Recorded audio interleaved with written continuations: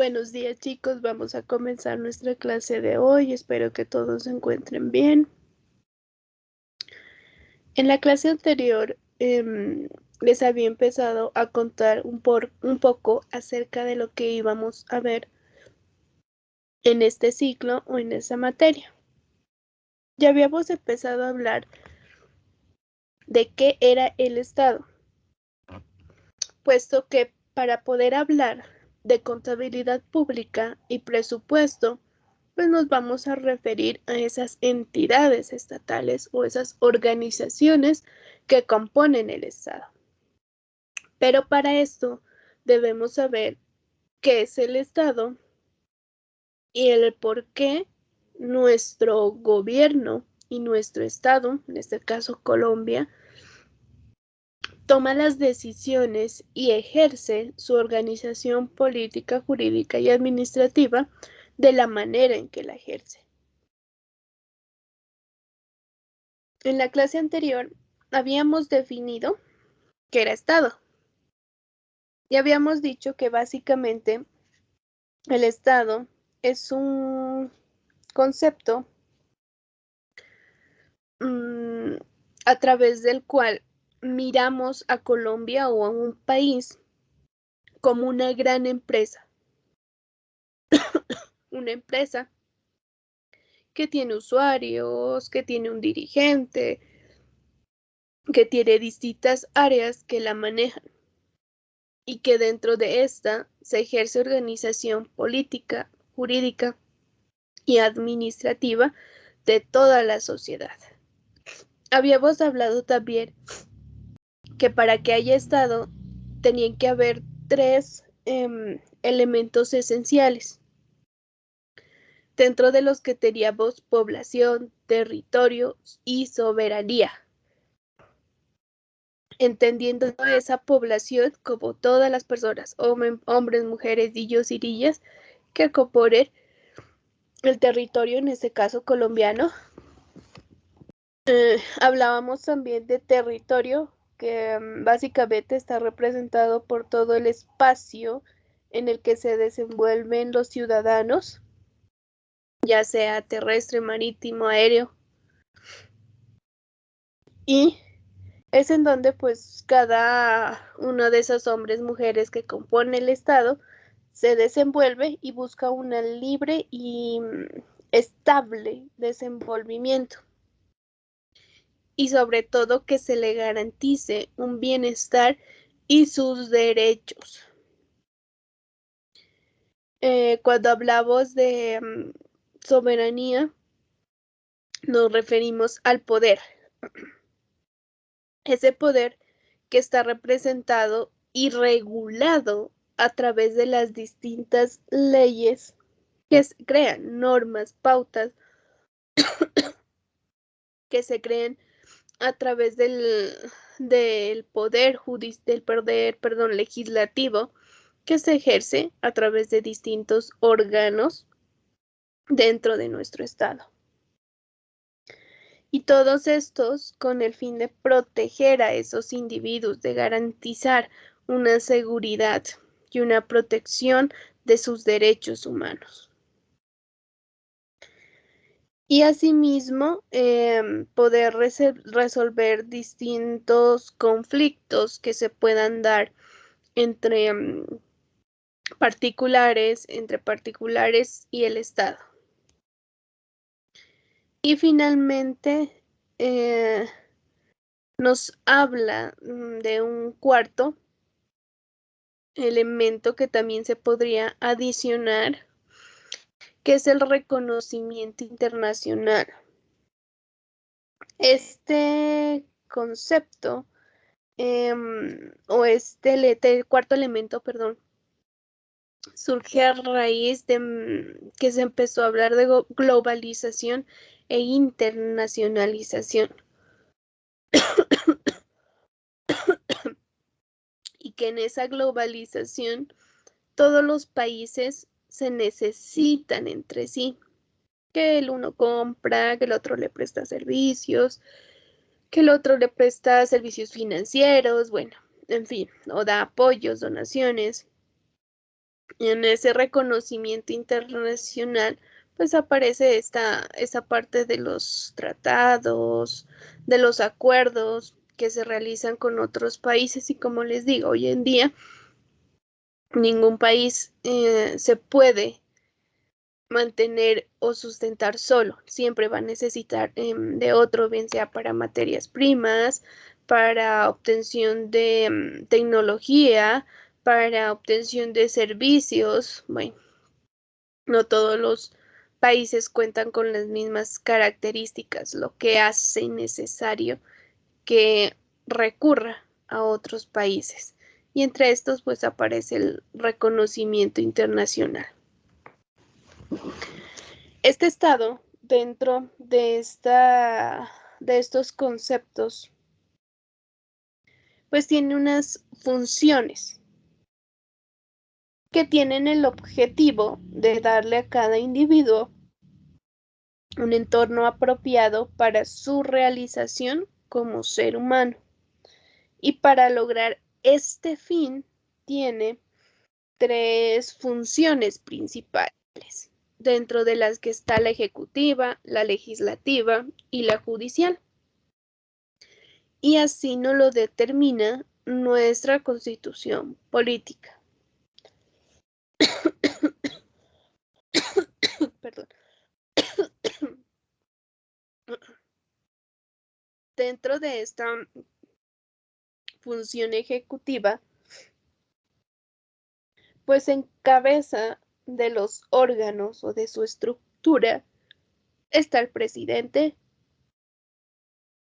los ministros, los departamentos administrativos, gobernaciones, alcaldías, superintendencias, establecimientos públicos,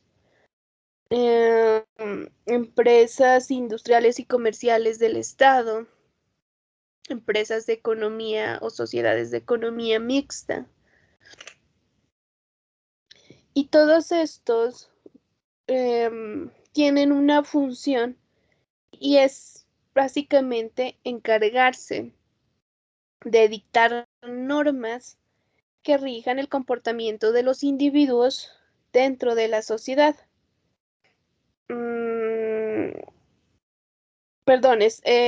Pone en ejecución esas normas. Está encargada de velar de que efectivamente se cumplan las normas que el organismo legislativo regula o ordena. Esta rama ejecutiva hace cumplir las leyes, las ejecuta de acuerdo a lo que se estipula en el artículo 115 de la Constitución política. Y adicionalmente a esta función frente a ejecutar, frente a cumplir, básicamente lo que busca es poder tener esa soberanía, porque dentro de esta rama es donde se encuentra aquellos representantes que tienen ese poder de decisión y dirigir dentro de nuestro país. Por eso la encabeza el presidente de la República.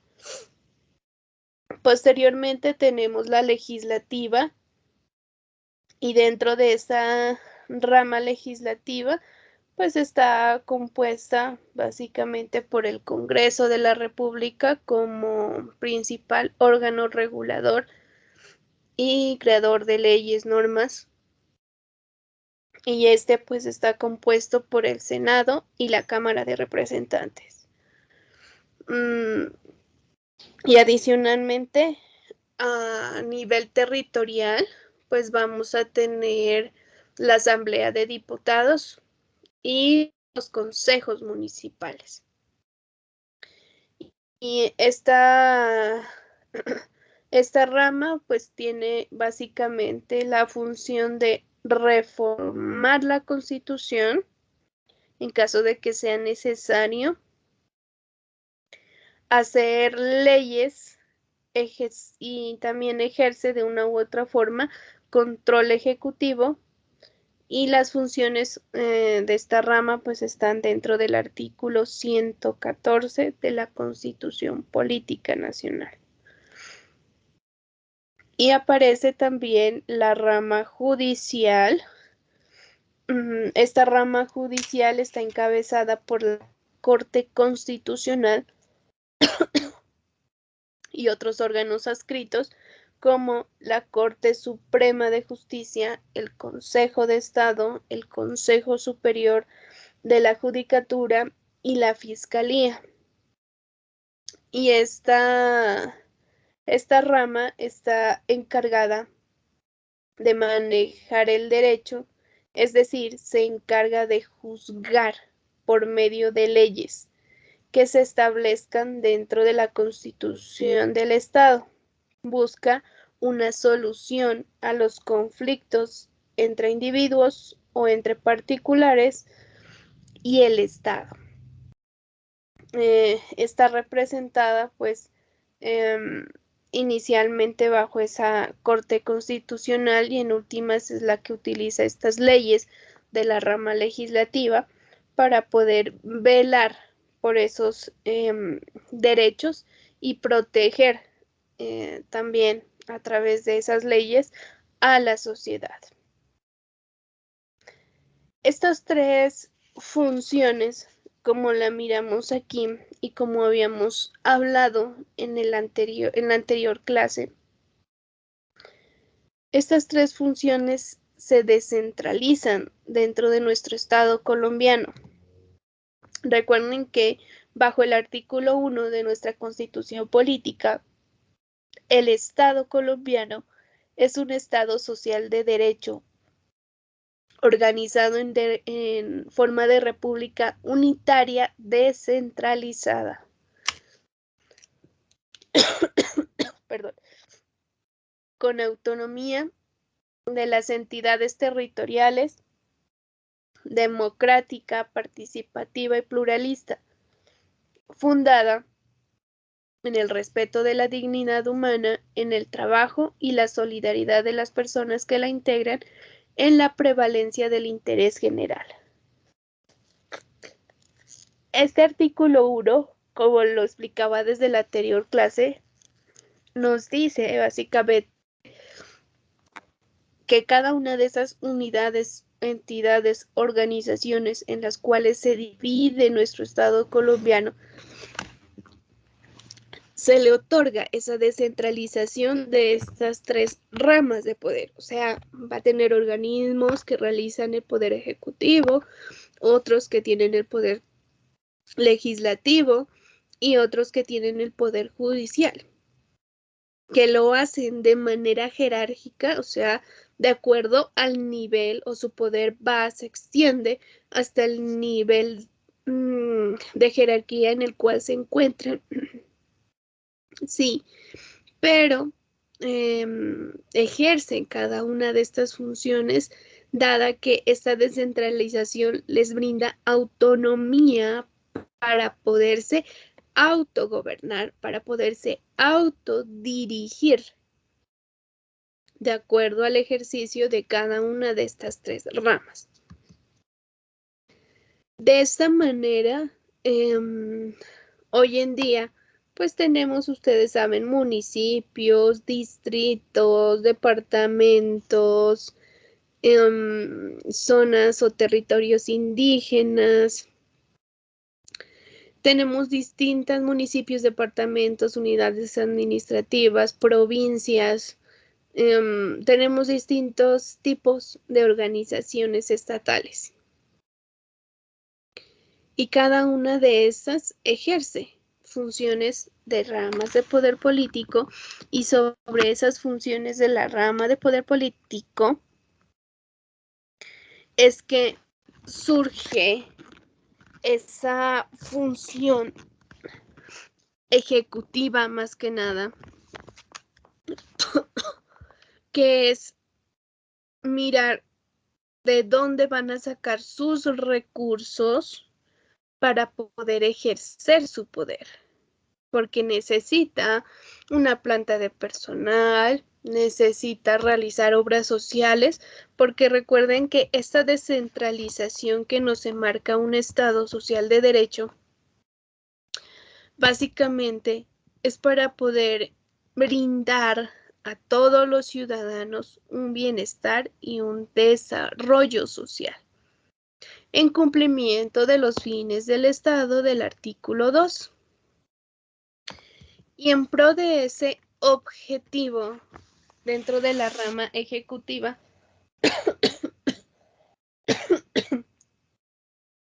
se organizan, vuelvo y repito, frente al manejo de los recursos públicos. Y para ese manejo de los recursos públicos, pues es donde aparece el presupuesto. Y en la anterior clase les había dicho que cuando hablamos de presupuesto, pues va a venir de la mano la contabilidad, que es donde ya representa y se puede visualizar esa ejecución de ese presupuesto. El Estado descentralizado, o cuando hablamos de descentralización, básicamente nos dice que es delegar parte de ese poder a distintos organismos centrales o a diferentes entidades o corporaciones. Esta descentralización implica un reparto de autoridad. Por lo tanto, vamos a tener descentralización territorial, descentralización administrativa. Recuerden que en últimas lo que se hace dentro de este es trasladar funciones, trasladar competencias a otras entidades del Estado. Sin embargo, no hay que olvidar que así como se descentraliza y se le otorga esas funciones, pues también hay organismos de control que permiten revisar si esas entidades están o no cumpliendo a cabalidad con sus responsabilidades. Esta descentralización,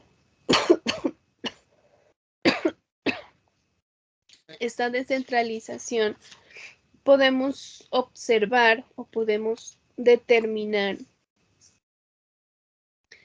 que tiene ventajas y tiene desventajas. Dentro de las ventajas de la descentralización, nos dice que nos dice como primera ventaja, los niveles superiores se descargan de funciones y pueden concentrarse en los asuntos estratégicos que son de mayor importancia. Es decir, que dentro de esta descentralización, lo que hace es repartir ese poder y esas funciones. Y de una u otra forma esto contribuye a que haya una mayor cobertura dentro de nuestro país y velan por los derechos pues de todos los ciudadanos que se encuentran dentro del país, porque muy difícilmente el presidente va a poder estar ahí acompañando a todo el mundo y mirando las necesidades de todas las personas. Es por eso que tenemos gobernadores y es por eso que tenemos alcaldes, porque se descentraliza ese poder de él. Mejora la toma de decisiones por la cercanía a los problemas y necesidades que permite dar una mejor opción, identificación de las acciones a desarrollar. Se supone que al tener un encargado al frente dentro de cada una de las entidades territoriales, pues va a poder conocer cuáles son las necesidades de cada uno. No es lo mismo hablar de las necesidades que tiene la ciudad de Pasto a las que tenga cualquier otro municipio, como Sandoná, Nariño, bueno, en fin. No es lo mismo hablar primero por territorio, por las características características de la población, por el tamaño de la población. Estimula la iniciativa y compromisos en cada uno de los niveles de la descentralización. Al tener esa autonomía, esa capacidad de autofinanciarse, de autocontrolarse, de autodirigirse, permite tener mayor responsabilidad sobre las acciones que se realiza al interior de cualquier entidad. Hay una mayor flexibilidad y oportunidad en la toma de decisiones, permite mayor posibilidad de control y participación ciudadana.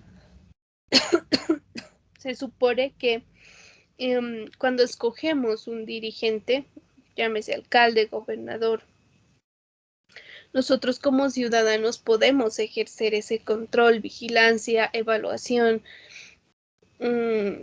indagando sobre si está cumpliendo o no las metas que se había trazado y las metas u objetivos que había expuesto se va a alcanzar. Por eso, para elegir esos dirigentes y para elegir esos representantes quienes toman decisiones, nosotros votamos, utilizamos esa función y esa responsabilidad frente a elegir a esa persona, y de esta manera podemos tener participación dentro de cada una de esas decisiones. Recuerden que los dirigentes que se eligen, independientemente del nivel en que se encuentren, pues se supone que van a representar los ideales y lo que necesitamos dentro de ese territorio. Así como hay ventajas dentro de esa descentralización, también tenemos riesgos. Dentro de los riesgos, pues el principal, el incremento de los costos administrativos.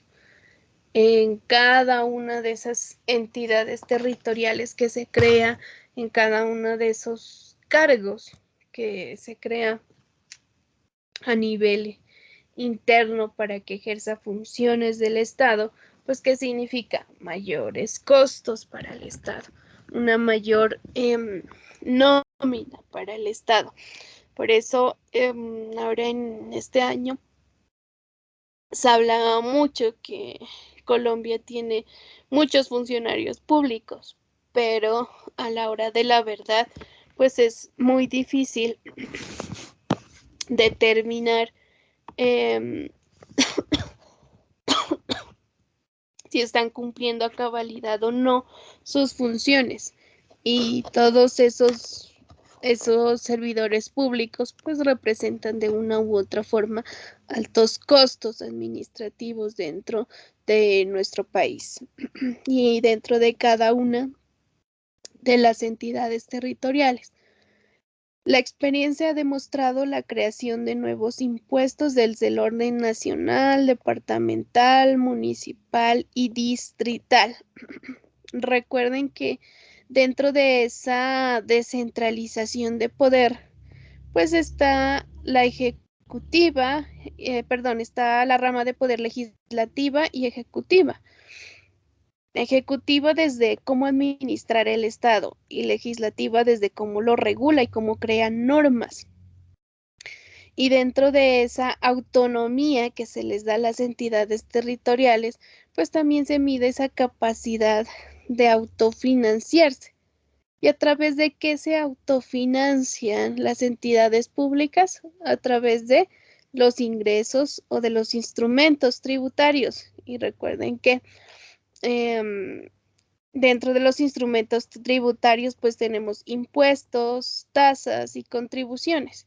Y lo que han hecho los departamentos, municipios y distritos para poder autofinanciarse, para poder crear sus propios ingresos, ¿qué es? Crear nuevos impuestos, nuevas tasas y nuevas contribuciones. Entonces, de una u otra forma, han representado un gran impacto dentro de la sociedad. Hoy por hoy, nuestro país, Colombia en general, se encuentra como uno de los países donde más se paga impuestos o donde más tenemos impuestos.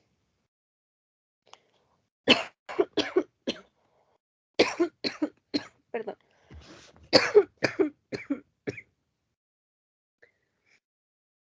Lo que de una u otra forma significa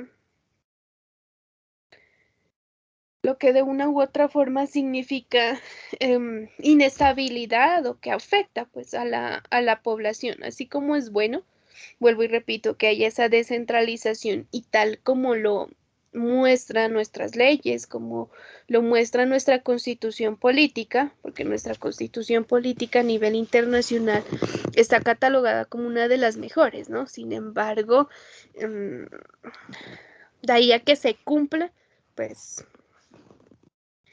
hay muchos huecos, ¿verdad? Que ha dejado en este momento y desde el año en que se creó. Una cosa es lo que dice y otra cosa es lo que se termina haciendo en nuestro país. Es por eso que hoy por hoy se está hablando, ¿no? De que se necesita una reforma amplia dentro de la Constitución, lo que significará tener otra Constitución distinta. Pero hay que esperar pues a ver qué pasa. De la devolución amenaza la estabilidad y crea incertidumbre. La devolución puede incrementar desigualdades entre regiones, entidades y personas. Puede crear desigualdades entre regiones, puesto que no es lo mismo la capacidad que tiene Pasto, digamos, para crear impuestos, para recaudar ingresos propios, que la capacidad que tenga un municipio más pequeño. ¿Por qué? Porque no va a haber personas a quien cobrarle, personas o población sobre la cual manejar y las condiciones de vida, las condiciones de trabajo pues no son las mismas aquí que en otro municipio. Entonces, de una u otra forma, tiende a crear esas desigualdades.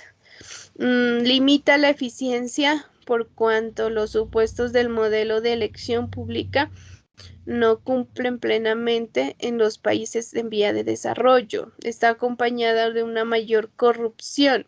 Se hace necesario el compromiso de perfiles profesionales comprometidos para los cargos de dirección dentro de la descentralización y lo que vemos en nuestro país a diario son estos casos de corrupción, ¿verdad? Porque como se entrega, se otorga esos poderes, pues dentro de esa autonomía y esas tomas de decisiones que tienen estas entidades, pues muchas veces se cometen actos que no deberían de hacerse y un mal manejo de sus recursos públicos y un mal manejo de esas funciones públicas.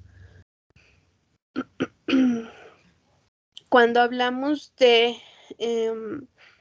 toda esta parte de descentralización y todo lo que tiene que ver con las funciones que ejerce el Estado y el Estado social de derecho, pues dentro de esta se habla de una específica que es la de Hacienda Pública y donde se regula, donde se, más que regular, se administra los recursos y los bienes que tiene cada una de las entidades públicas. Y asimismo ejerce las funciones administrativas y financieras.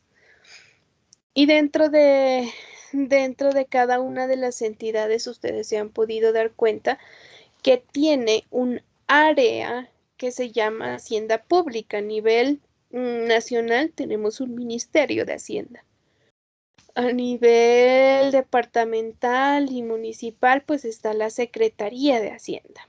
cada entidad territorial tiene un área, ¿no?, que se encarga de esta parte, o sea, la administración de esos recursos que posee, de los bienes que posee. Y todo pues con el fin de poder tener un marco de sostenibilidad fiscal, mejoramiento de vida de los habitantes, distribución equitativa de las oportunidades y beneficios del desarrollo y la prevención de un ambiente sano. Este régimen o esta hacienda pública se encuentra regulado dentro del artículo 334 de la Constitución Política. Sabiendo y entendiendo a la hacienda pública como un conjunto de entidades que se encargan de administrar recursos y relacionar esos recursos con la ejecución de ingresos y con la ejecución de gastos. Bueno, y le repito, a nivel nacional, el Ministerio de Hacienda y Crédito Público, y a nivel territorial, las secretarías de Hacienda Pública, que en últimas es donde se manejan esos recursos, se disponen y se autoriza más que nada esa disposición de los recursos, ya sea a nivel nacional o en los distintos niveles que se tienen. Como ciudadanos o como habitantes dentro del territorio colombiano, pues vamos a tener,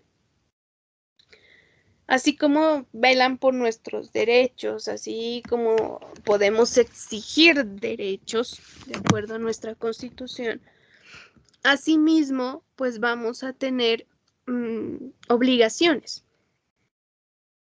porque el Estado por sí solo pues no puede gobernar, porque ¿qué va a gobernar si no tiene recursos? Y para poder solventar esas necesidades que tiene cada uno de los ciudadanos, necesita recursos. Dentro de esto, a través también de nuestra Constitución, se le otorga esa autonomía de las entidades a poder regular y poder determinar cómo se va a financiar. Y en esta medida se dice que los ciudadanos o contribuyentes están en la obligación de poder contribuir, de poder pagar al Estado. ¿Para qué? Para que lo administre. Dentro de esta obligación, pues como les decía hace un momento, se puede hacer a través de 3 elementos, que es impuestos, tasas y contribuciones.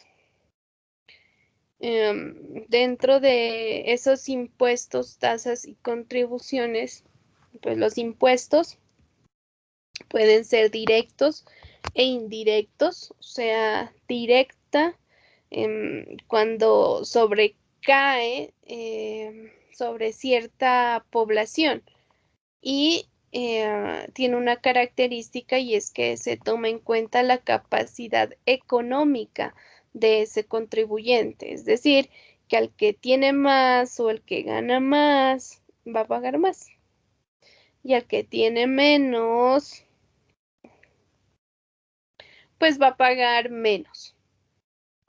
Pero adicionalmente también esa contribución puede ser de manera indirecta, o sea, que independientemente de la capacidad adquisitiva de los ciudadanos, si tienen o no tienen, pues igual se va a cobrarles impuestos, tasas, contribuciones. Ejemplo de el IVA o impuesto al valor agregado, porque se lo pagamos todos en últimas.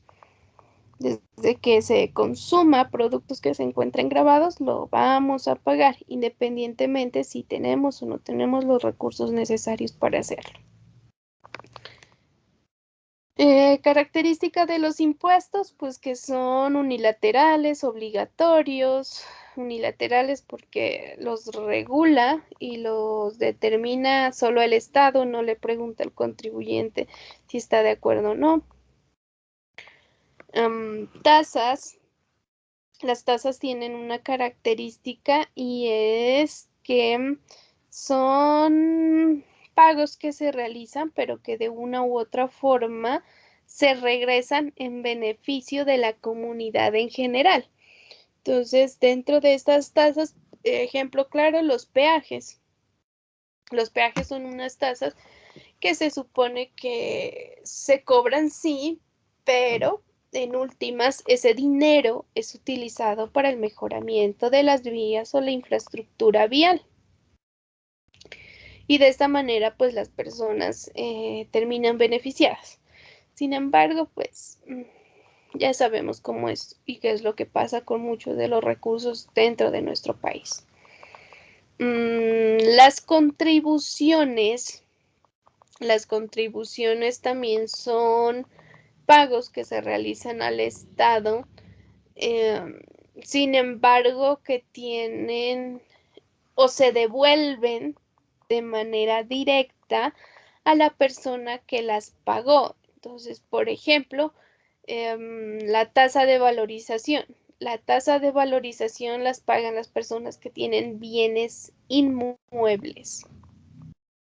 Y ese valor que tú vas a pagarle al municipio, en este caso, ese valor que tú has pagado, pues va a sumar y te va a incrementar el valor de tu bien. Entonces, de una u otra forma, se mira representado o se devuelve de manera directa al contribuyente. La mayoría de municipios, de departamentos y de entidades territoriales, pues se dedican más que nada a generar recursos a través de los distintos impuestos directos e indirectos. Son muy pocos los que tienen tasas y pueden valerse de esos tipos de ingresos, y contribuciones igual muy limitado. La mayoría lo hace por impuesto porque son recursos que pueden controlar y que en su gran mayoría son recursos sin destinación específica, entonces van a poderlos manejar ya sea para el funcionamiento o bueno, los gastos de inversión que se tengan de inmediatez.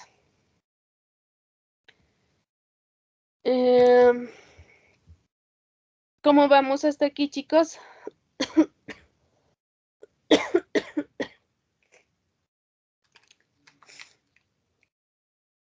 ¿Todo claro? ¿Alguien tiene preguntas, dudas? Claro, profe. Gracias, Elizabeth. Bueno, les decía acá que dentro de esa hacienda pública, de ese organismo que tiene cada una de las entidades territoriales, pues se ejercen básicamente 4 funciones principales. Primero, el recaudo de los ingresos. Y es aquí donde ya empezamos a hablar de presupuesto. Recaudo de los ingresos, ejecución y control de los recursos, asignación del presupuesto equitativo a las entidades, ejercer control en la ejecución del presupuesto. Recaudo de los ingresos, o sea, la manera en cómo va a realizar ese recaudo de sus recursos propios o de los recursos que provienen de otras entidades. Hoy por hoy, cuando hablamos de impuestos y recursos propios, podemos darnos cuenta que a nivel nacional, municipal y departamental, pues se ha creado unos calendarios tributarios. Por eso es que tenemos fechas máximas para la presentación de impuesto de renta, para presentación de impuesto de IVA, asimismo a nivel territorial para pagar predial, para pagar industria y comercio. Y la manera en cómo los recauda, pues eso ya depende de cada entidad. Por ejemplo, aquí en Pasto, la alcaldía para el impuesto predial coloca fechas, ¿no? Que si paga antes de febrero, que le da un 15% de descuento. Que si paga ya en marzo, que le da tanto de descuento. De ahí en adelante, pues ya no hay descuento. Entonces, las personas, pues por tratar de evitarse pagar más, muchas veces se acogen a estas fechas para lograr obtener precisamente esos descuentos. Esa manera en cómo recauda esos ingresos, pues ya es potestad, autonomía de cada una de las entidades territoriales. Hoy por hoy, por ejemplo, en impuesto de industria y comercio aquí en la alcaldía de Pasto, a raíz de lo que fue pandemia, pues muchas empresas quebraron, muchas empresas no siguieron pagando impuestos, muchas empresas se desorganizaron y no han presentado sus declaraciones de impuesto a tiempo. Y hoy por hoy se dio una fecha máxima que es 30 de agosto para ponerse al día y pagar su impuesto normal sin sanciones, sin intereses. Entonces, de esta manera es como ejerce la hacienda pública sus funciones para poder realizar ese recaudo. Que en últimas el recaudo de los ingresos, perdón, viene a ser una función de ejecución de presupuesto público. 2 dice ejecución y control de los recursos. Cuando habla de ejecución y control de los recursos, hace referencia a los gastos de las entidades públicas. O sea, determinar hacia dónde se va el dinero, en qué se va a invertir, a quién se le va a ayudar. Asignación de presupuesto equitativo a las entidades. A nivel nacional, el Ministerio de Hacienda, quien encabeza el grupo que forma el presupuesto nacional, pues realiza esa asignación del presupuesto a las distintas entidades. O sea, lo que busca y lo que emana nuestra ley, lo que se busca es que a través de ese presupuesto nacional se pueda llegar a todas las entidades territoriales de una u otra forma. Y que sea equitativo, o sea, que al que tenga más población se le va a entregar más. Y el que tenga menos personas, pues se le va a entregar menos, asegurando de esta manera que haya equidad dentro del territorio colombiano. Sin embargo, esta función está como en tela de juicio, digamos, que no siempre se ejecuta y no siempre se cumple de esta manera. Y finalmente nos habla de ejercer control en la ejecución del presupuesto, o sea, en la medida de que se vaya recaudando ingresos, en la medida que se vaya ejecutando los egresos o los gastos, en esa medida, pues se va haciendo ese control y revisando, bueno, qué falta ejecutar, cuánto se ha recaudado, qué es lo que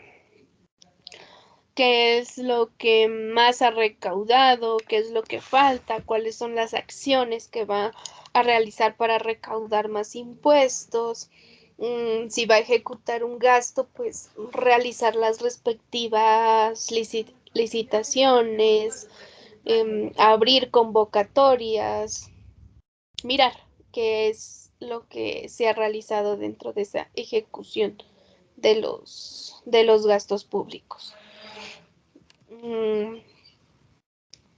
Y es así, pues en esta medida, en la función que ejerce la hacienda pública como tal, pues donde ya aparece el presupuesto. porque aquí es crearlo, ejecutarlo y realizar control o mirar por su cumplimiento tal y como sea establecido.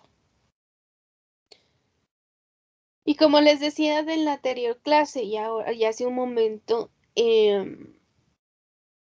así como aparece presupuesto, pues va de la mano la contabilidad pública. Porque en la medida de que se va ejecutando presupuesto, o sea, se va recaudando ingresos y se va gastando el dinero, pues ¿qué hay que hacer? Registrar cada una de esas transacciones. Que recibí ingresos, ya. Ingreso por impuesto predial y entró que a bancos, a caja. Que se invirtió o se realizó un gasto en educación, gasto de inversión, lo que se haya pagado, retenciones y retenciones, se va registrando cada una de esas transacciones. En la parte, o bueno, si nos regresamos un poco hacia atrás dentro de la historia, hablar de contabilidad en general, esa contabilidad que se había definido que surge con esa necesidad que tiene el hombre de poder controlar y poder saber qué tiene. Recuerden que en la Edad Antigua Media, los estados estaban gobernados en su gran mayoría por un rey. Y desde que se tiene conocimiento de que hay manejos por partes del Estado, se sabe que se cobraban impuestos, que se cobraban recursos, que unos los hacían arbitrariamente, que otros lo hacían bien, bueno, eso ya historia.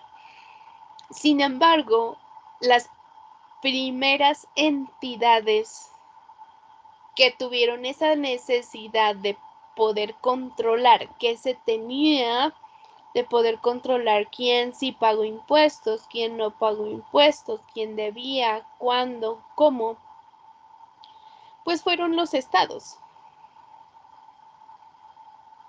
En su gran mayoría, vuelvo y le repito, si nos regresamos a la historia, por todos fueron gobernados por un rey bajo una figura de estado monarca. Y ese era quien tomaba las decisiones y ya. En esta medida, pues la contabilidad pública es muy vieja, podríamos hablar. Que no surge con las mismas características frente a estructura, o sea, lo que hoy conocemos como partida doble, no. Pero sí se utilizaban ciertos manejos y recursos para poder ejercer y para poder llevar el control de los bienes y recursos que tenía cada estado de acuerdo a la figura en la cual se encontraba. Pero recuerde que iniciamos con estados monarcas en su gran mayoría. De esta manera podemos decir que históricamente la contabilidad pública nació antes que la contabilidad privada. Y a lo largo de la historia lo que se ha hecho es perfeccionarse y colocarle una normatividad, autorregularse. Y ya posteriormente, en la medida de que cada uno de los países empezaron a cambiar sus estados, pasar de monarcas a estados federales, pasar de estados, a estados centralizados, distintos estados que hemos tenido, pues en esta manera se ha empezado a autorregular esta contabilidad pública y aparece el concepto de contabilidad pública, porque muchas veces, a pesar de que se llevaban registros, pero al ser un estado monarca, a ser estados centralizados, pues solo era de conocimiento del dirigente, del rey o de quien comandaba el Estado centralizado. A pesar de que se hablaba de que era aplicada al Estado, carecía de ser pública, porque no se podía conocer, porque había fuerzas, el manejo, digamos, del Estado era diferente. Sin embargo, en la medida de que pasa el tiempo, a nivel general o a nivel mundial, pues la contabilidad pública empieza a tomar fuerza y se mira esa necesidad de saber, bueno, qué está haciendo el Estado, de poderlo autorregular frente en cada una de sus funciones. Aquí en Colombia, recuerden que como Estado colombiano, pues vinimos a aparecer ya en los años 1800 hacia acá, más o menos. Cuando hablamos de Colombia, pues tenemos que regresarnos un poco a la época de la historia frente a la colonización, cuando llegan los españoles, cuando empiezan ellos a tomar el poder y ya posteriormente república, independencia y lo que conocemos hoy en día. Colonia, conquista, república e independencia. En la época de la colonia, pues nuestro estado estaba manejado por la corona española y ellos aplicaban la normatividad que en su territorio ya estaban manejando y obviamente que ejercían control, porque aquí, ¿qué hacían? Saquear las riquezas, ¿a través de qué? De impuestos. Entonces se llevaba control de cuántos impuestos, de cuánto era la cantidad de oro que se llevaban de aquí, cuáles eran los bienes que administraban aquí en territorio. Posterior a la colonia llega la conquista. De la conquista pasamos a la república y de república hablamos ya de independencia. Cuando llegamos a la independencia y que aparece esa gran Colombia en la que nos convirtió Simón Bolívar, pues llegamos a una época de crisis, porque anteriormente sí estábamos oprimidos, sí estábamos bajo un régimen y sí estábamos bajo un gobierno el cual no nos representaba, que era el español, pero de una u otra forma en ese gobierno garantizaba ciertas condiciones para la población. Cuando llega independencia y Simón Bolívar forma la Gran Colombia, él habla de un estado centralista. Y fuimos un estado centralista inicialmente, como Gran Colombia. ¿En cabeza de quién? Inicialmente, pues, y todo el mundo haciendo alusión de que Simón Bolívar fue el que logró la independencia y que nos formó como estado y que nos formó como Gran Colombia, pues nos dice, perdón, nos dice y nos habla de un estado centralizado en el que él, como figura política, tenía en su mente que el poder se iba a concentrar en ciertas familias y que posteriormente iba a pasar en manos de los hijos, en manos de las mismas familias nobles, quienes eran los que iban a conformar un grupo de representantes, lo que hoy conocemos como Congreso, entre comillas, y todo iba a estar manejado simplemente por ellos. Sin embargo, ya sabemos y es conocimiento de ustedes que a través de la historia pues viene Francisco de Paula Santander, Antonio Nariño y empiezan la guerra y a decir no, esto no puede ser así. Pasamos de un gobierno de opresión centralista, corona española, para llegar a otro Pues esa no era la idea. Entonces Simón Bolívar empieza a cambiar su pensamiento. Todos los demás que habían acompañado a Simón Bolívar hasta cierto punto dicen, no, así no debe ser. Y en esa discusión se particiona la Gran Colombia y ya tenemos lo que hoy conocemos como Colombia, Ecuador, Bolivia, Venezuela. Prácticamente nos descentralizamos como territorio. Y es por eso que Simón Bolívar se quedó inicialmente en Bolivia y de Bolivia pasó a Venezuela, porque quería llegar aquí a Colombia. Colombia era el epicentro básicamente de la Gran Colombia, hablándolo así. Y él quería llegar a gobernar en Colombia no pudo. Francisco de Paula Santander y Antonio Nariño no se lo permitieron. Y posteriormente tiene que retirarse hasta Venezuela. Allá, tanto en Bolivia como en Venezuela, inicialmente pudo ejercer como representante y hizo y constituyó estados centralizados. Acá no. Sin embargo, en 1886 pues aparece la primera constitución política creada por Rafael Núñez.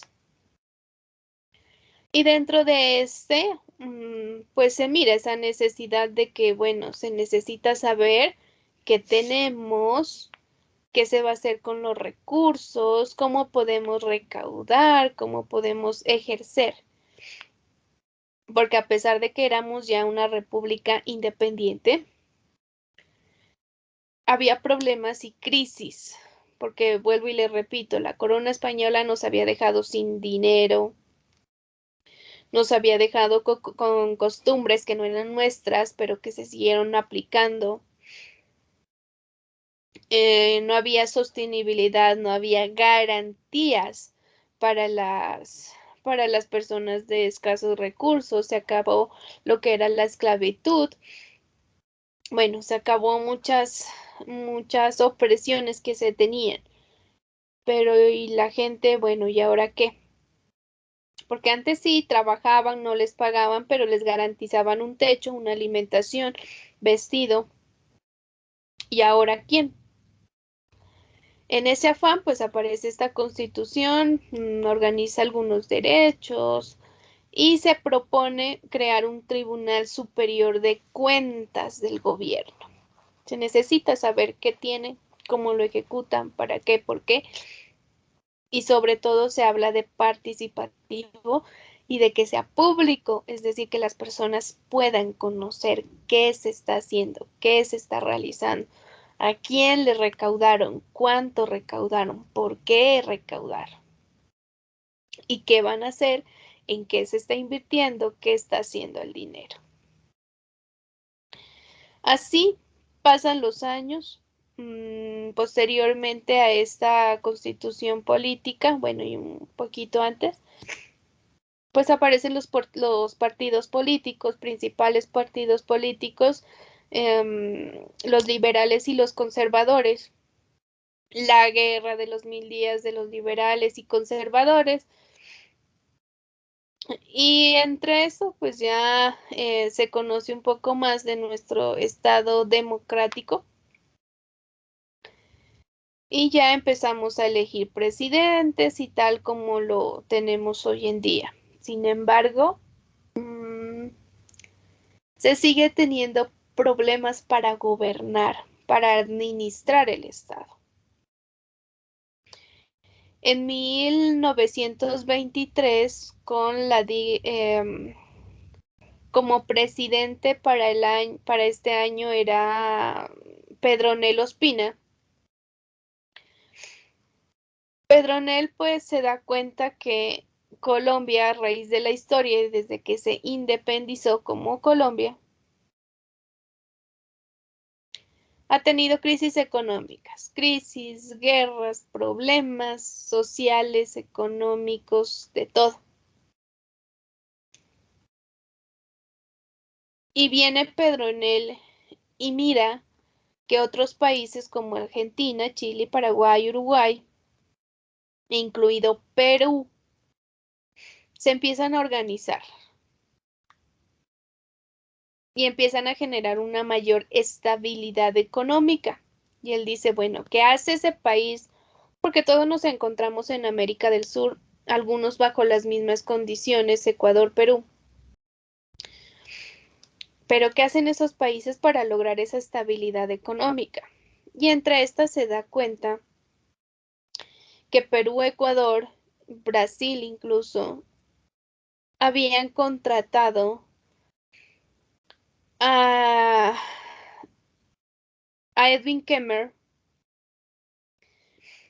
que era un auditor estatal en Estados Unidos y que tenía un equipo de auditoría que trabajaba con los estados, con los países y que les ayudaba o los instruía, les enseñaba cómo tenían que gobernar, cómo tenían que instaurar políticas macroeconómicas, fiscales, monetarias, cambiarias, que tenían que hacer para aparecer dentro del mapa mundial como países, para obtener ese reconocimiento internacional, porque tenían población, tenían territorio, tenían soberanía, pero muchas veces carecían de reconocimiento internacional. Dentro de esta misión, Kemmer pues llega y aquí a Colombia estructura Banco de la República. Aparece el Banco de República por primera vez y dentro del Banco de República pues le otorga esa función de ejercer política monetaria. Habla de política fiscal frente a la creación y estructuración de impuestos porque se cobraba impuestos, pero eran muy rudimentarios, digamos, el cobro de estos impuestos. No había estructura, no había normatividad, no había un seguimiento. Y llega Kemmer y bueno, ¿qué tipo de impuestos se está cobrando? ¿Por qué? ¿Para qué? Y él lo que hace es normatizar, darle una estructura, darle un hecho generador, un sujeto pasivo, una base, una tarifa. Y aparece, lo primero que regula es el impuesto de renta, que hasta hoy en día lo tenemos. Y habla de un impuesto a la agricultura, porque aquí en Colombia lo que se dedicaban y la principal actividad era esa. Entonces, de acuerdo a la condición económica en la que estaban cada uno de estos países, pues Kemmer vino a organizarlos. Y deja política monetaria, política cambiaria, política fiscal, habla de macroeconomía, bueno. Instruye a Pedronel, a su ministro de Hacienda de la época, y a todos sus asesores y las personas que estaban en el gobierno para este año. Posteriormente, esto hizo de una u otra forma hablar de una mayor organización. Y adicionalmente, Kemmer dice, bueno, usted ya lleva contabilidad, ya se organizó, pero hay que mirar quién va a controlar esos recursos, quién va a velar para que el Estado efectivamente cumpla e invierta bien los recursos y crea la Contraloría. En 1968, con el presidente Carlos Lleras Restrepo, se habla de contabilidad de control para el manejo de los recursos públicos.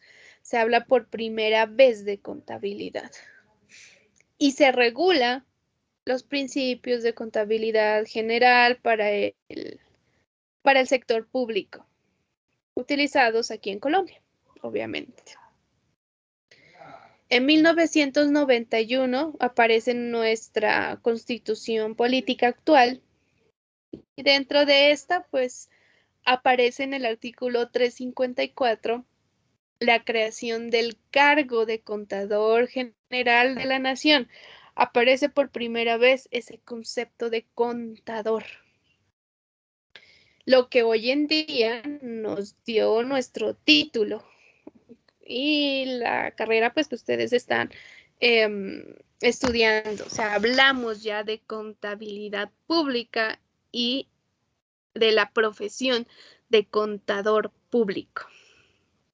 Porque anteriormente no existía el concepto de contador público. Anteriormente se estudiaba para teneduría de libros y se graduaban como licenciados en comercio y teneduría de libros. Eso era la contabilidad y los que llevaban contabilidad. Posteriormente, con esta constitución y cuando aparece este cargo, ya todos los que eran licenciados en comercio y teneduría de libros pasan a ser contadores públicos. Y hasta lo que hoy en día conocemos. En 1995, el presidente de la República y el Ministerio de Hacienda, en este caso Samper Pizano, designa a un contador general de la Nación por primera vez para que ejerza esa función pública dentro de la Nación, quien fue Edgar Fernando Nieto Sánchez, nuestro primer contador general de la Nación. Y en este caso, pues él se encargaría de consolidar la información contable de todo el territorio colombiano. Ya se hablaba de descentralización bajo nuestra nueva constitución de 1991. Se estaban constituyendo organizaciones del Estado, se empezaba a regular. Desde la época de la independencia hasta la Constitución de 1991 había mucha desorganización en el manejo de los recursos, en la parte legislativa, en la parte ejecutiva, bueno, todas las funciones del Estado. Posteriormente, en 1996, el Congreso de la República, a través de la Ley 298 de 1996, crea la Contaduría General de la Nación. Y desde 1996 en adelante, pues se mira un crecimiento evolutivo frente a la reglamentación de los principios de la contabilidad pública.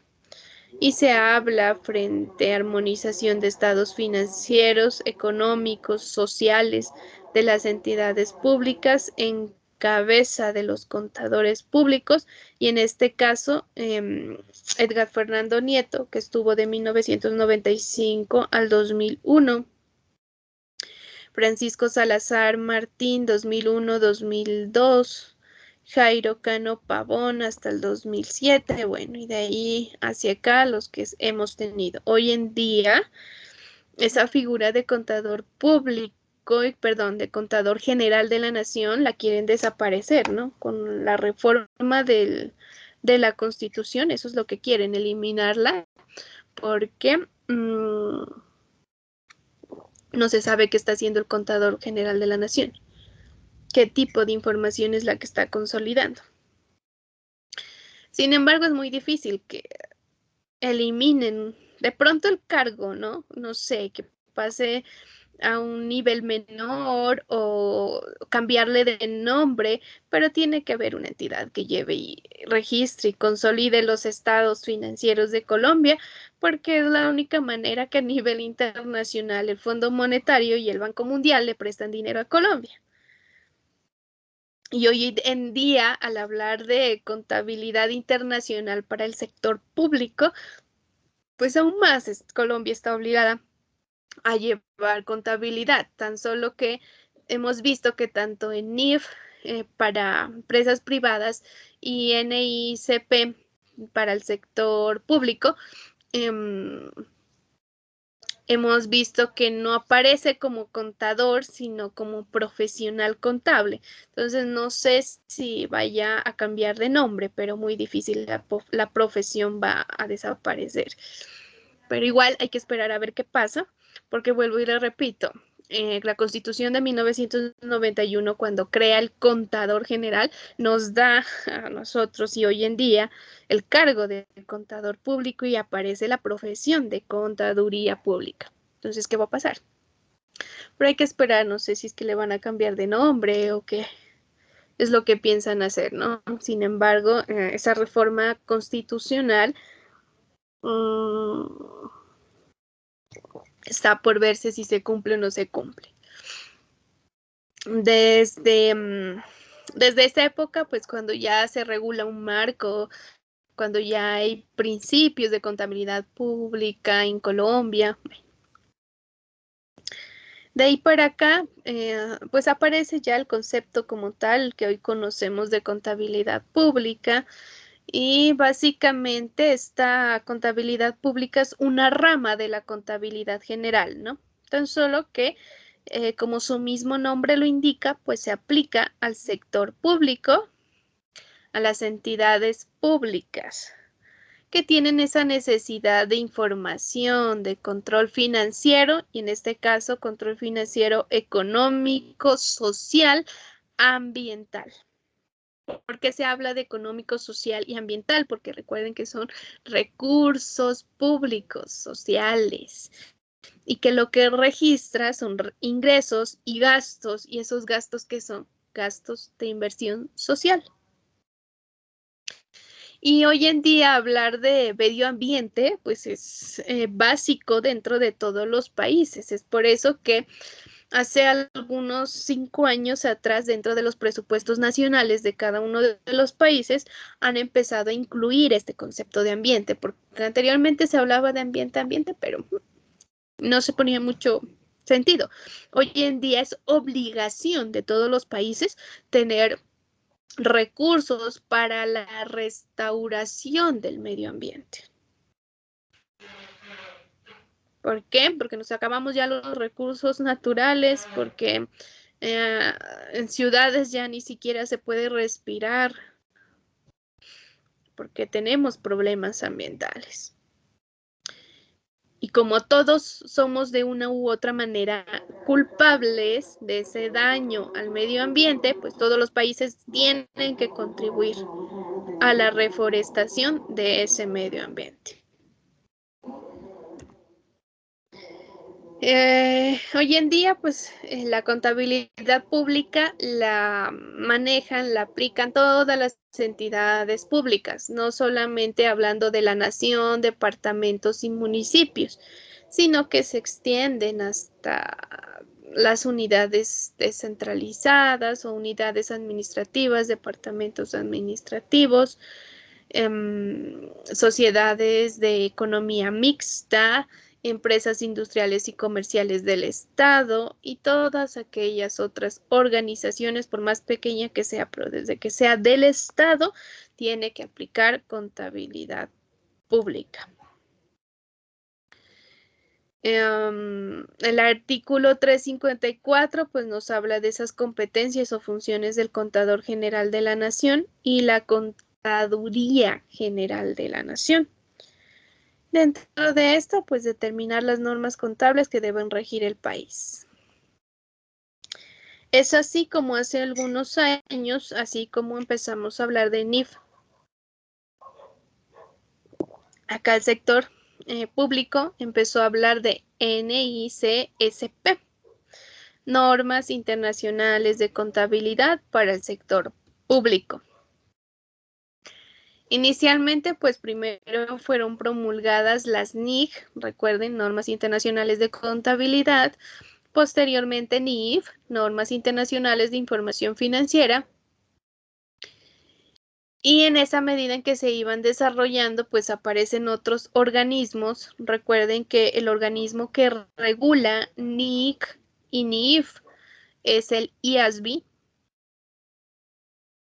y mientras IASB se dedica a la regulación de las normas de contabilidad general, aparece la IFAC, que es la Federación Internacional de Contadores Públicos.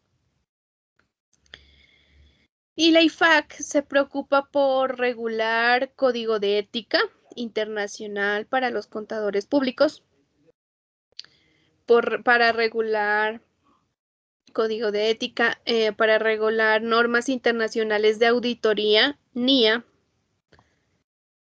y empieza a regular estas normas internacionales de contabilidad para el sector público.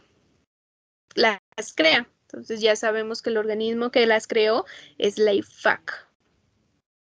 ¿Y por qué lo hace? Porque mira también esa necesidad. ¿Por qué las empresas están hablando un solo idioma? ¿Por qué no el sector público?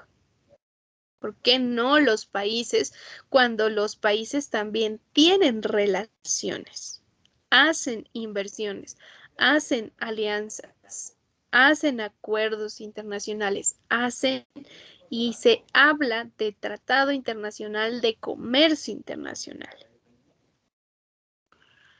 Y de esta manera aparecen estos estándares, básicamente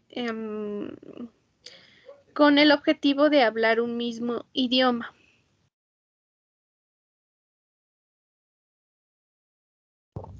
Aquí en Colombia fue un proceso muy retardado, igual que todo. Había otros países que ya hablaban de NIC, de NIF y de normas internacionales del sector público, y aquí en Colombia, recuerden que la ley 1314 del 2009 dice y obliga a las empresas que tienen que empezar a hablar de NIF. Sin embargo, fue una ley que quedó ahí en vacío, y mucho después, ya en el 2010, 2011, fue que aparecieron los decretos reglamentarios de esa ley y ya se miró la obligatoriedad y la necesidad de realizar para las empresas. Pero en esa ley 1314 también por ahí, en un párrafo bien escondido y en un parágrafo también habla de las normas y dice, y bueno, que las empresas y entidades comerciales en Colombia deben de implementar los estándares internacionales. Y por ahí mete y dice, y las otras normas que lo complementan. Esas otras normas que lo complementan se suponen que son NIA, normas internacionales de auditoría, el Código de Ética Internacional, las normas internacionales para el sector público. Y bueno, hay otras dos más que son las normas de educación para los profesionales contables, y también las normas de educación, y me falta uno que es la parte de la taxonomía. Pero lo deja ahí y las empresas son las que empiezan a padecer y a hablar de todo este proceso de normas, pero el sector público se queda mudo, no dice nada. Con la ley 1314 se crea el Consejo Técnico de la Contaduría Pública, y como órgano normalizador de estándares internacionales de contabilidad, crea un plan de direccionamiento de convergencia, y en ese plan de direccionamiento nuevamente dice que las entidades del sector público deben de implementar normas de contabilidad para el sector público. El sector privado empieza año 2012, año 2013, 14. Y finalmente el año 2014 es el primer año de transición. Sector público. Sector público también dice, sí, año 2012, sí hay que implementar las normas del sector público. Año 2013, año 2014, año 2015, año 2016 y finalmente año 2017 empieza el primer año de transición con normas internacionales del sector público, porque lo dilató mucho. Que si querían, que no querían. Lo que pasa es que las normas del sector público fueron formadas en países en donde verdaderamente se hace una auditoría real y efectiva a los funcionarios públicos, y tienen un sistema de control totalmente avanzado a los funcionarios públicos. Y aquí en Colombia, con las características de nuestro gobierno, pues fue muy difícil que aceptaran, ¿verdad? Sin embargo, ¿qué es lo que pasa a nivel internacional? Entramos en crisis económica y nuestro presidente se ve en la necesidad de pedir un préstamo al Fondo Monetario Internacional. Primero va al Banco Mundial, pero el Banco Mundial se lo niega. Y se lo niega porque los estados financieros que presenta no los entiende. Y no los entiende porque el resto de países ya estaban aplicando normas internacionales. Y les dice, conviértame a normas internacionales, los estudio y miro si le presto. Y Colombia dice, ah, bueno, listo, gracias, me voy al Fondo Monetario. El Fondo Monetario Internacional le recibe y le dice igual. Todos los países están hablando de normas internacionales. Yo estos estados no los entiendo. No puedo hacerle el préstamo. Y llega el presidente y le dice al Congreso, tienen que regular, tienen que normatizar, tenemos que empezar a hablar de normas internacionales porque no me van a prestar dinero. Y es urgente porque los vacíos fiscales aquí en Colombia es muy usual. Tener un déficit fiscal en el presupuesto colombiano es muy usual. Y la plata es de urgencia.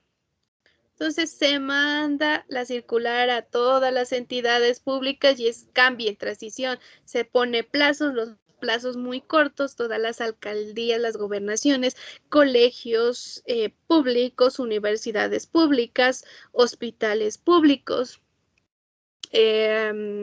otras entidades como SENA y CBF, bueno, todas las unidades adscritas al Estado empiezan a correr y a buscar, bueno, ¿quién ayuda? ¿Quién sabe de esto? Algunos contrataron a firmas nacionales, otros firmas internacionales. Eso hicieron un revuelto de todo con todo. Colocan manual de políticas y se instruye, entre comillas, al personal, pero aquí tenemos una falencia en los servidores públicos y es que a los servidores públicos a veces se los contrata por 3, 4, 6 meses. Y a los 6 meses para afuera y venga otro. ¿Por qué? Porque muchas veces el alcalde, el gobernador, tiene que cumplirle a las personas que les ayudaron en su campaña política. Entonces, las personas que recibieron la capacitación frente a cómo manejar y qué era lo que decían las políticas, se fueron, llegaron otras que no sabían cómo. Eso fue durante los primeros años, la contabilidad y todos los informes que se mandaron a las Contraloría, Procuraduría, bueno, en fin, a todos los organismos de control, tuvieron muchos errores inicialmente, porque habían personas que sí sabían, que no sabían, bueno. Aquí sabemos cómo se maneja la mayoría de cargos públicos, ¿verdad? Hay personas que no tienen conocimiento a veces de contabilidad, no tienen conocimiento de la parte administrativa, pero aún así están en la área administrativa. ¿Cómo llegan ahí? ¿Por qué? No se sabe, pero ahí están. Entonces, empezaron a raíz de eso, pues muchos problemas. Y posteriormente ya miraron la necesidad las mismas alcaldías dentro de esos cargos empezar a dejar a las mismas personas porque si no iban a tener problemas. O por lo menos colocar profesionales que sí sepan, al menos en el área financiera que maneja presupuesto y todo lo que tiene que ver con esta parte. Finalmente,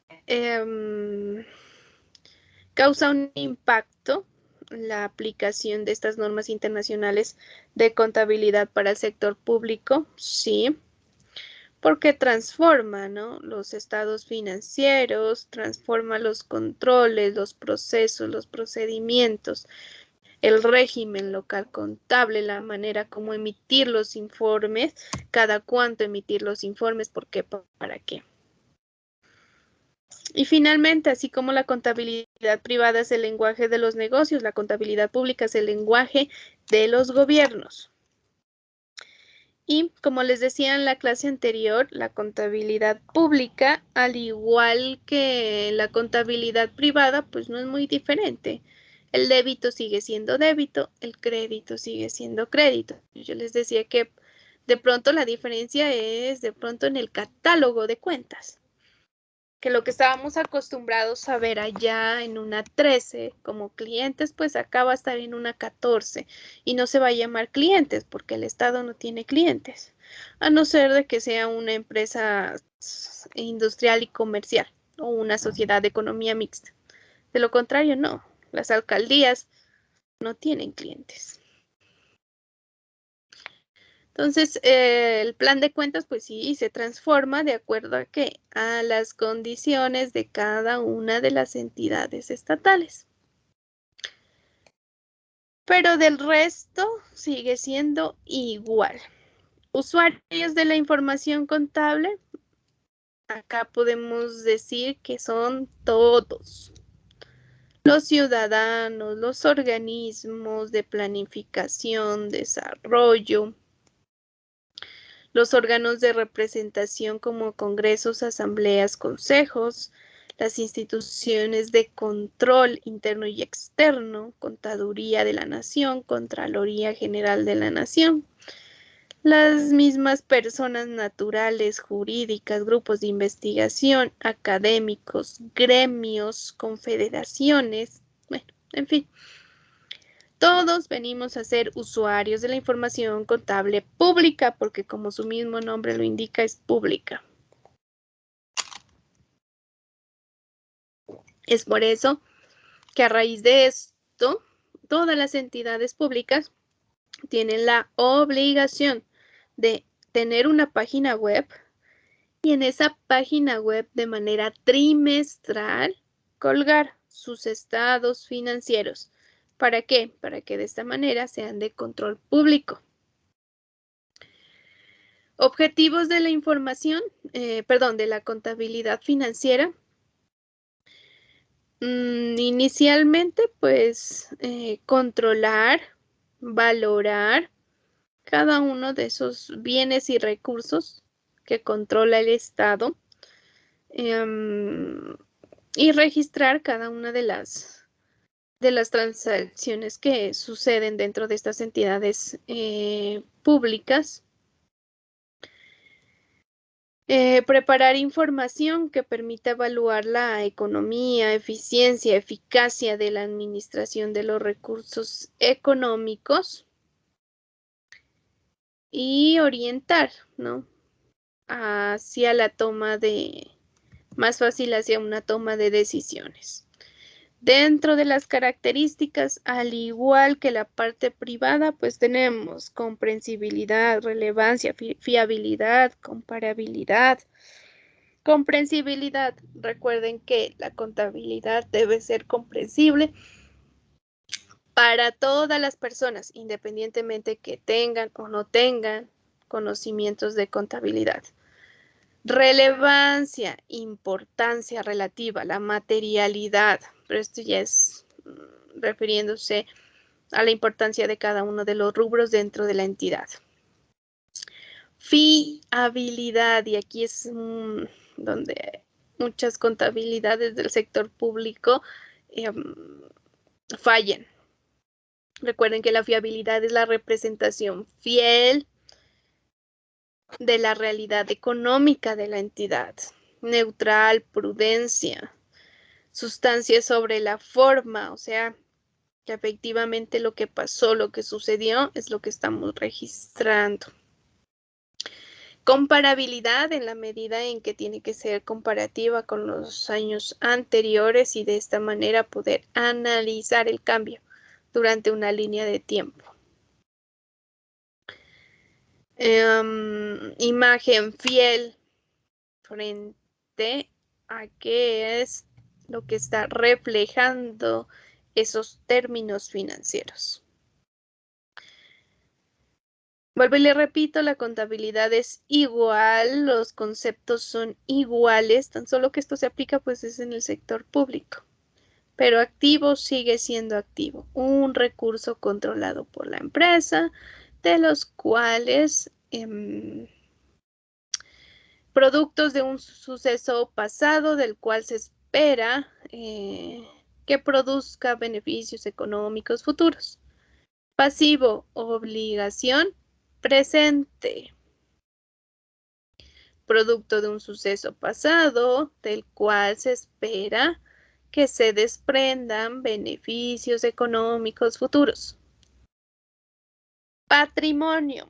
Aquí de pronto difiere un poquito porque cuando se habla de patrimonio, perdón, cuando se habla de patrimonio, en NIF nos dice patrimonio es la parte residual entre el activo y pasivo. Se acabó. Acá nos dicen patrimonio que comprende el valor de los recursos públicos representados en bienes y derechos, deducidas las obligaciones que tiene la entidad de gobierno para cumplir con sus funciones y objetivos estatales. Está compuesto por los aportes para la creación de la entidad, los resultados y otras partidas. Dentro de este, pues tenemos todo lo correspondiente a hacienda pública, patrimonio institucional y el resto de cuentas. A veces se deja reservas, a veces se deja superávit, déficit, bueno, lo que se haya tenido en un periodo. Cabe recordar que acá en contabilidad pública, cuando hay una pérdida, no se dice pérdida, acá se dice déficit. Y cuando hay, digamos, ingresos son mayores que los gastos, en este caso hay superávit, no utilidad, se habla de superávit. Los ingresos al igual que en la parte privada, pues nos habla que son todos aquellos beneficios económicos que genera un ente público durante un periodo contable y que normalmente se traduce en un incremento de un activo o en un decremento o disminución de un pasivo. Los gastos, igual, hace referencia a todas las erogaciones que tiene una entidad y de los cuales se espera una salida de un activo o un aumento de un pasivo. Igual que en la parte privada. Hoy en día tenemos distintas normas internacionales de contabilidad del sector público y es muy parecida a las normas para pymes dentro del sector privado. O sea, el diseño, bueno, la mayoría de cosas que se aplican es muy parecida. Y dentro de estas normas, pues se dividen en lo que es presentación y revelación, activos mayores, pasivos mayores, en ingresos y la consolidación. Presentación, pues la manera en cómo se debe de revelar, cómo se hacen los estados financieros, cuáles son los estados financieros. Activos mayores, pues ya propiedad, planta y equipo, contratos de construcción. Pasivos menores, beneficios a empleados, instrumentos financieros. Ingresos, aquí vamos a tener transacciones con contraprestación y sin contraprestación. Aquí se registran impuestos y transferencias. Del resto ya normal. Cuando llegan las normas internacionales, pues podemos hacer un paralelo frente a cómo era antes y cómo es ahora la aplicación de estas normas de contabilidad pública. Antes nos dice que aunque se conocían los ingresos y los gastos, no se consolidaba la información para tener un conocimiento del patrimonio de la nación. Hoy en día sí, se suman todos los estados financieros. Había información. Si no había información, no se podía tomar decisiones en programas, proyectos e inversiones. Acá ya se cuenta con una información uniforme, clasificada, evaluada, de acuerdo a las necesidades. Y se puede aplicar. No había uniformidad en la aplicación de las normas contables. Había unas normas para las alcaldías, otras normas para la gobernación, otras normas para los hospitales, otras normas para las universidades. Habían distintas normas. Hoy en día se aplican una para todas. Por eso sirve para consolidar información. La corrupción era latente, puesto que no había soporte ni pruebas que la evidenciara. Con las nuevas normas es más fácil identificar los responsables de la corrupción para poder atacarla. Recuerden que hace unos años se empezó a saber, ¿no? Que cartel de una cosa, que sale una persona, un ministro, un alcalde, un gobernador por problemas de corrupción, en fin, se puede controlar más. Que de ahí a que la justicia se haga valer, pues ya es otra cosa, pero la contabilidad sirve. No había exigencia en la oportunidad y profesionalismo en la calidad de la información. Ahora sí, esa información debe ser tecnificada, procesada debidamente por un profesional contable, en este caso. Y así como hablamos de contabilidad, pues aparece aquí el concepto de presupuesto. Y dentro de este concepto de presupuesto, vamos a decir que es un instrumento, una herramienta a través del cual las entidades públicas organizan sus ingresos y organizan sus gastos. O sea, cuánto voy a tener de ingresos, de recaudos, de dinero y cuánto voy a gastar, en qué voy a gastar, planificar qué es lo que se va a hacer en pro de qué, del cumplimiento de los fines del Estado. Recuerden que todo es para cumplir los fines, obligaciones, funciones del Estado como tal. Dentro de lo que es presupuesto, pues vamos a visualizar cada una de las partes, cómo se compone, cómo se realiza. Pero hasta aquí lo que me interesaba contarles por el día de hoy son básicamente esos conceptos básicos, ¿no?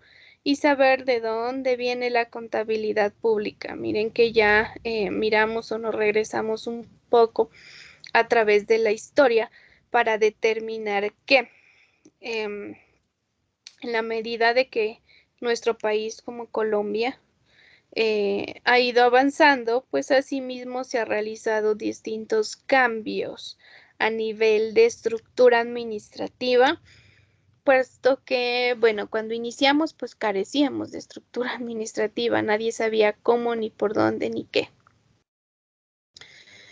Y ya en la medida que se va avanzando, pues y en las distintas crisis económicas que ha tenido nuestro país, pues se han implementado más requisitos, regulaciones y alternativas o caminos para poder administrar esos recursos públicos. Que la contabilidad pública es el manejo es igual, o la naturaleza de las cuentas es igual que en la parte privada, eso no cambia. Y que el Estado o que todas estas dos herramientas, tanto la contabilidad como el presupuesto, hablamos hoy en día gracias a esa descentralización de las entidades territoriales y que todas las entidades territoriales, independientemente que sea muy pequeñita, tiene la obligación de realizar un presupuesto. Todas deben de tener de manera obligatoria. Y en la medida de que aparezca esta herramienta del presupuesto, pues en esa misma medida va a aparecer la contabilidad, que en últimas, ¿qué es lo que va a hacer? Recaudar lo que se dijo o lo que se había presupuestado dentro de los ingresos y dentro de los gastos. Del resto, como ustedes pudieron ver, frente a cualidades es igual que la otra contabilidad. Tan solo que acá pues se aplica exclusivamente al sector público. Del resto es igual. Y bueno, en estados financieros pues no llevan el mismo nombre, ¿no? Por ejemplo, en la parte privada tenemos estado de resultados y otro resultado integral. Acá se va a llamar estado económico, social y ambiental. Pero en últimas es ingresos y gastos. Lo que se busca acá, a diferencia de la contabilidad privada, recuerden que allá es poder determinar cuánto hay de utilidad, cuánto tuvo de ganancias. Y lo que se presupuesta, ustedes creo que miraron presupuesto el año pasado. Recuerden que allá cuando se proyecta ingresos, costos, gastos, lo que se busca es saber cuánto se va a ganar en un periodo. Acá no. Acá lo que se interesa a través del presupuesto es poder llegar a un equilibrio entre los ingresos y entre los gastos. O sea, recaudé 1000, gasté 1000. Entonces, lo que se busca es llegar a ese equilibrio. Y lo que les decía, mientras en el uno se habla de utilidad, acá se habla de superávit. Y no es muy usual de que terminemos con superávit, o sea, ingresos más que gastos. No es usual y no es el objetivo de las entidades territoriales. Pérdida, que es lo que se conoce en el privado, acá es déficit, o sea, gastos mayores que ingresos. Eso podemos tener y es más usual. Y por lo general las entidades cuando tienen déficit lo cubren con deuda fiscal. Eso sí puede darse en su gran mayoría, pero del resto no. Y del resto en la parte contable es igual.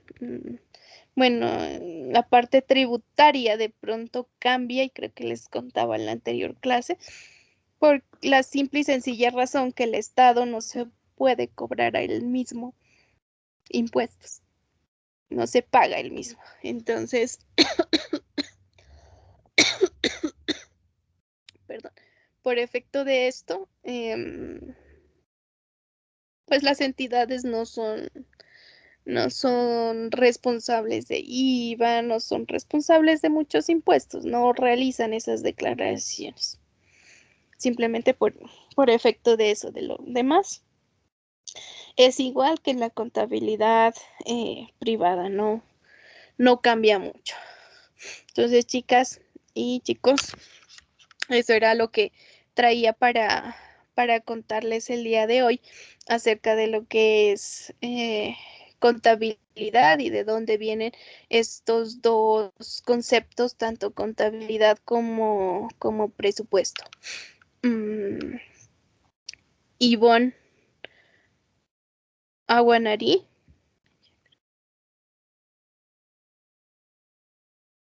Mónica Botina.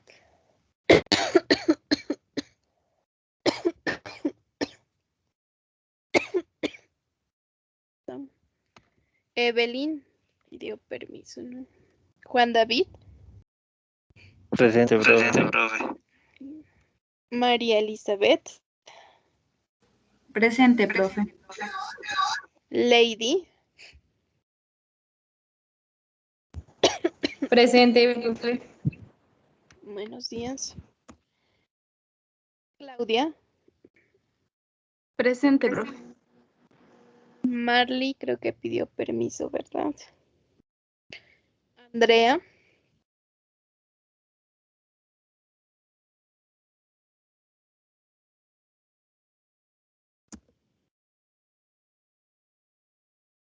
Bueno, Andrea, sí la miré que se conectó. Presente, profe. Así estás, ok. Listo, chicas. En Profe, plataforma. qué pena, pero no sé, creo que no me mencionó. Mónica. Mónica, sí, sí te mencioné. ¿Dónde estás acá? ¿Hay alguien más que falte?